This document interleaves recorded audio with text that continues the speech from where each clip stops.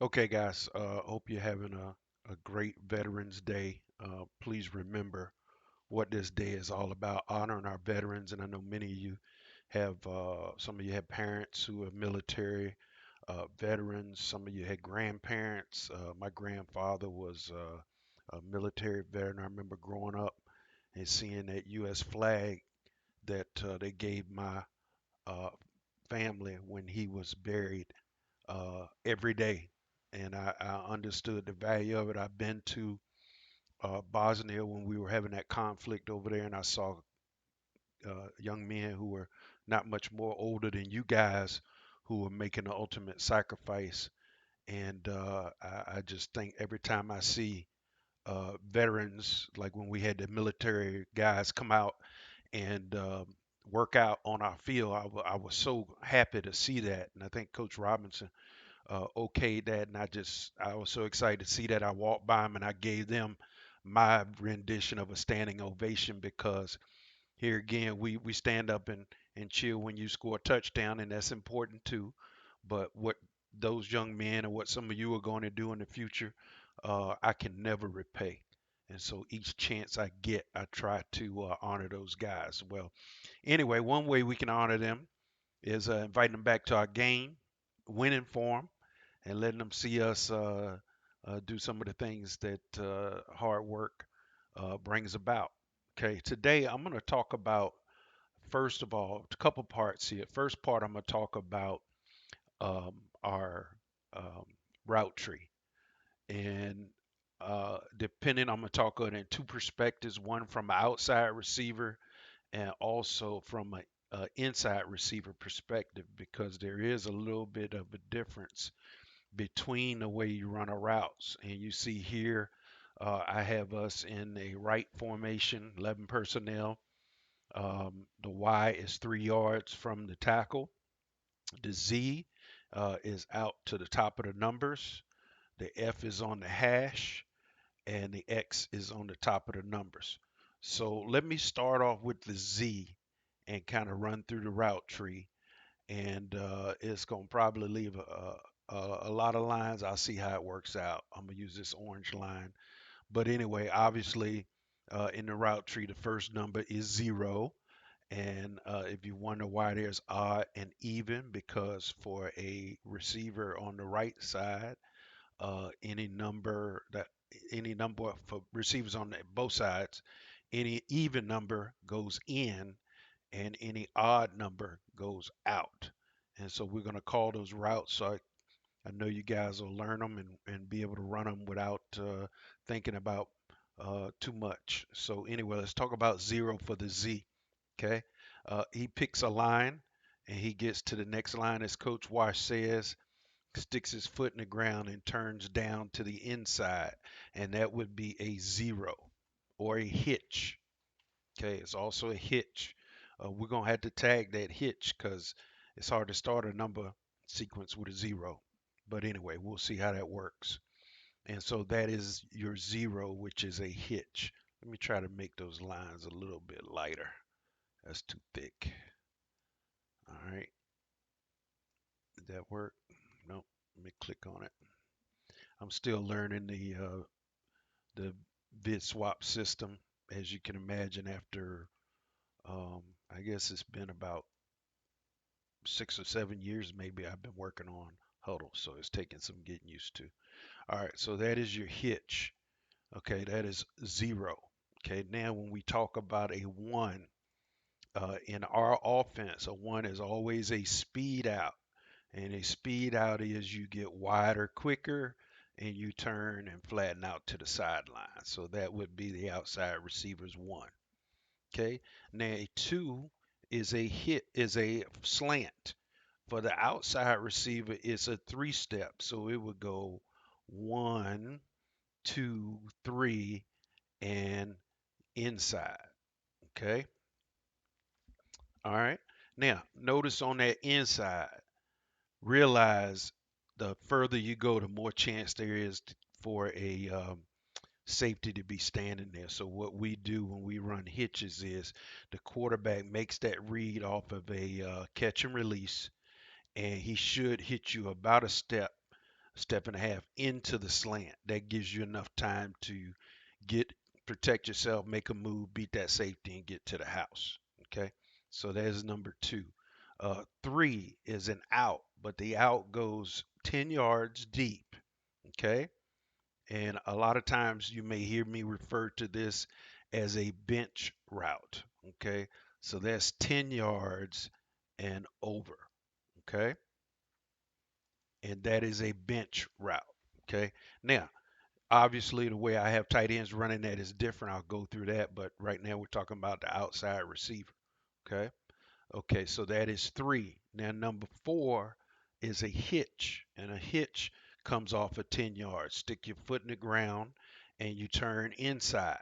Okay, remember, outside, inside. Okay.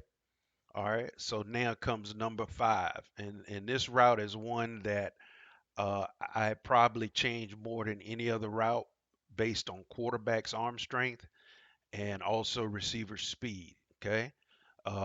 But historically, it has gone 15 and then down to the sideline at between uh, 10 and 12. Okay. All right. But a couple things on that. You see a lot of guys on Sunday afternoon catch this route. Okay. When you come down, I don't want you to run straight out of bounds. Obviously, you got to do that. What they call that two toe swag.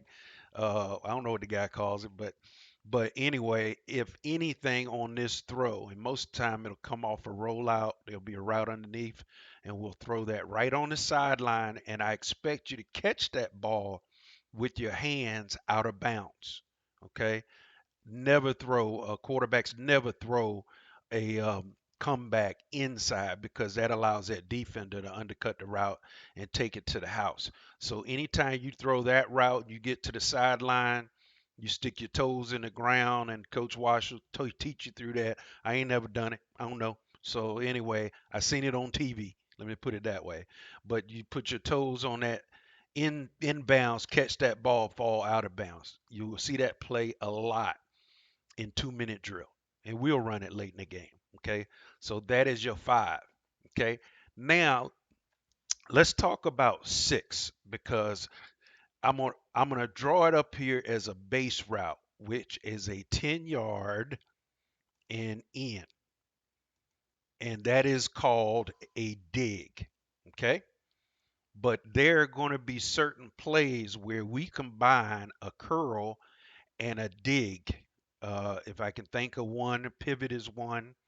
um, that's a tag that we put onto the route structure would be a 61. So it'd be a six here and a one here, but it's pivot.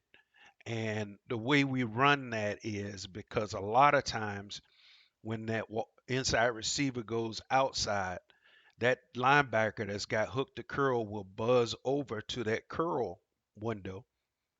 You could set him up by just hesitating for a beat and then cutting behind him.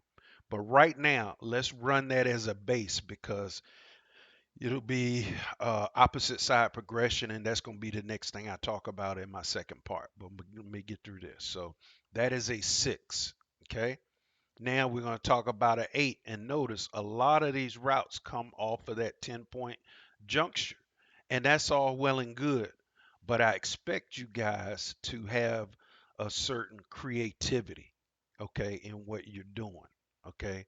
Not too much because we want you to get where we need you to be, but for the most part, um, we need to not every time make it look the same. Make a nine, make a eight look like a nine. Make a hitch look like a nine. Certain things, okay, in our running. But that is an eight, and then on the top is a nine, which historically is a vertical. Okay. Now, here's what we know about our offense. More than likely, if you are a part of a two receiver combination, okay, you are going to get to the defender, and let's say the defender's sitting here, sitting at seven. You get to the defender, and then you stem out and then carry that 9 vertical. And that is what we call a forced outside release. Okay, a forced outside release. Okay.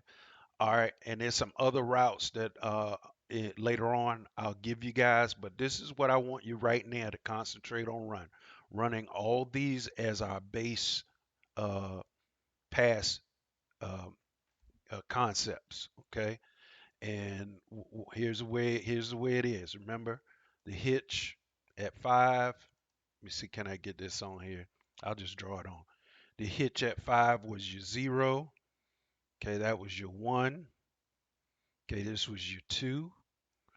That was your 3. That was your 4. Was the curl. Okay, the 5 was the um, comeback or DC, deep comeback. This is 6, your base dig. Okay. Forgot one. Forgot one. How could I forget one of my most favorite routes? But coming right on time, and that's the 7. Okay. Or if you're a 49er fan from back in the day, they called it a smash route. Okay. And that is a corner, a post corner. And so this is the way we run it. You run your 10 yards, you take 2 steps into your post, and then you break back to the corner. Okay, that gives you, that helps you set up that safety that may be sitting over top of you. Get him to come off that hash if it's over here on the hash, and then you go to the corner. Okay, here it buys you a little more space for the route. Have I called a sideline corner? I don't think in my entire coaching career I have, but it's part of the route tree. Okay. All right. And that's probably why I didn't put it up there because I don't have outside receivers running. But that is your 7. 7. Remember, 7 comes off of your 8. And your 9 is your vertical or your FOR, your fade. And then there's even a route in here that we love. It's called the Bang 8, but a Bang 8 is a hybrid between it's more like a corner post. Okay, and we'll certainly get that to you because that is I probably had more touchdowns scored off of that Bang 8 than any route that I've called in my career. So anyway, so that's for the outside receiver. Okay. All right, let me skip on the other side and show you the changes for the inside receiver. Okay, I'm gonna leave that up there. I'm gonna grab another color. Let's go with the blue. Okay, and then I'll get through. Okay. All right. So real quickly, if I'm on the hash is my landmark to run my hitch. I go a lot of stuff going on here. Okay. Let me get that straight.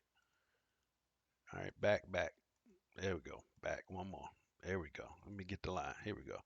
Okay. My hitch is run the same color. Ain't gonna worry about it. And I drew that a little past the line. Normally I ask for 7, but I know I'm gonna get 5. But what we don't want you to do is allow a defensive guy to get up under you, so you press a little bit across the line and come back. Okay, so we'll leave it like that. All right, so that's your hitch on the hash. Okay, let me stay there for a second because we talk about landmarks. So let's say you are into the boundary and you and the outside receiver are tight. Okay. Okay, remember your landmark, your landmark is your landmark. Okay. And so your landmark is still the hash. So if we're in this scenario, let's say the line is over here. Okay. The tackle's right about here. Okay. You're going to end up running over the tackle. OTB, OTC, OTT. Okay. And your hitch would be more like a sit route. But the reason being is because we got to give the quarterback room to get that ball to that outside receiver. So you see the spacing there? We maximize that spacing between you two by keeping your landmark the same. Okay? And so that's where you need to be on the hash. Even if you start off in a configuration where because the line is over, you are you're oppressed outside of your normal hash, you still, let me move that over. It'd be even worse in this scenario. Okay, you literally, I want you to split the difference. Okay, so you would be running that from here to get to your landmark. And I've seen us mess that up a number of times, and here's what it ends up looking like. Okay, if you run a vertical hitch, now look, you will end up right beside right beside your buddy, and that's not helping anybody. Okay, you'd end up running that right about here, and there's no room for the quarterback to make that read. One guy can stand here and play both of you. Okay, so understand your landmark is your landmark, and later on we're gonna play with landmarks because we may tag an inversion. Okay, don't worry about this. I'm just telling you where we go on this. We could tag an inversion, and you and the outside receiver could exchange landmarks. So it's very important that you learn to run these routes on your landmark. Okay. Yeah, when you get in upper levels, they do all kind of different things. That's well and good. But we're in high school. We're teaching basic football. Okay. We're excelling at basic football. Okay. So back to what we have. That is your inside receiver. That is your hitch. Here is your out. Remember, it's a speed out. So we're getting wider, faster, and then we're flattening out no more than 2 yards. And the reason being, because when I put a two receiver concept on, and let's say we run that pivot that I talked about, okay? So he's running, or just leave it at curl flat, okay? 41. Okay. If you're at 2 and he's at 10, that's an 8 yard separation. Quarterback can work with that. If you run this route deeper, see the deeper you run it, what happens? You reduce the distance between you and your receiving buddy. And now one guy can stand in there and get lucky and make a play. Okay. So that's why we run the speed out. Okay. All right. All right, so that's that's 0. There's 1. 2 is your slant. Now your slant on the inside is different. It's a 0 step slant. Get inside. Okay. At the most, you're gonna take 1 step. When that outside foot hits the ground, you get inside the defender because 9 times out of 10 we're running this. There's a defender right here, and the quicker we pull him inside, the quicker we can get to an outside slant because a lot of times we run those in tandem. Okay. All right. So that is your 2. Okay. Now your 3. Just like on the other side, it's a 10-yard vertical. And then we go to the sideline and we flatten out. Okay. Notice I said flatten out because I've seen some of you run this and kind of loop over. And all you're doing is allowing a cover 3 corner, a cover 2 shell corner to sink, and fall right up underneath you and make that throw. Okay. If you're getting the ball, more than likely that quarterback is reading the alley defender, and that alley defender is chasing the out from a third receiver, and you're in flood, and you're getting that. Okay. And I know in flood we're talking about running that as a delay. Right now I'm just going over the base route. Okay. All right. So that is your 3. Now your 4 is inside. That will give you your curl. Okay. And guys, when you turn to the quarterback, do not stick your cleats in the ground. Just massage your feet lightly so that when you catch the ball, boom, you can go. If you just stop and your feet are stagnant, what happens if you have to adjust on the throw? So make sure that when you turn and you're waiting for that ball, your feet are just massage. They don't have to lift up and chop the ground. Just massage the ground so that your cleats aren't stuck in the ground. That's something we've looked at over the years that's worked really well for us. Okay. All right, so we're talking about 5. Remember again, 5 was 15, and then down to 11 or 12. Okay, remember, feet on the boundary. All right, Now let's talk about 6. Okay. Okay. 6 comes off of the 10, 10, 10 vertical, push vertical for 10, and then come inside. And again, we're running a base. I won't talk about a delay. Okay. All right. Now 7, and 7 for you is again inside and shorten the distance for your stab, 1 step, and then get back to the corner. Okay. Now, this is an inside slot receiver. Tight ends, you're going to run it a little bit different because you got a longer way to go. You're coming from inside. Okay. We'll talk about that. All right. So that's 7, and now 8 is uh, your post. And here again, you'll hear me refer to this as a splitter. Okay. Because if it's a safety here and a safety job here, and you're running a post, your job is to split the difference between the two safeties. Your job is not to run to the other hash. Okay. At no point should you be over here in that safety's vision. Okay. You run it right down the middle, and it's called a splitter. And then 9 is a straight vertical um, for the slot. Okay. It's a vertical, and we'll talk about defensive leverage. I'll let Coach Wash get into that.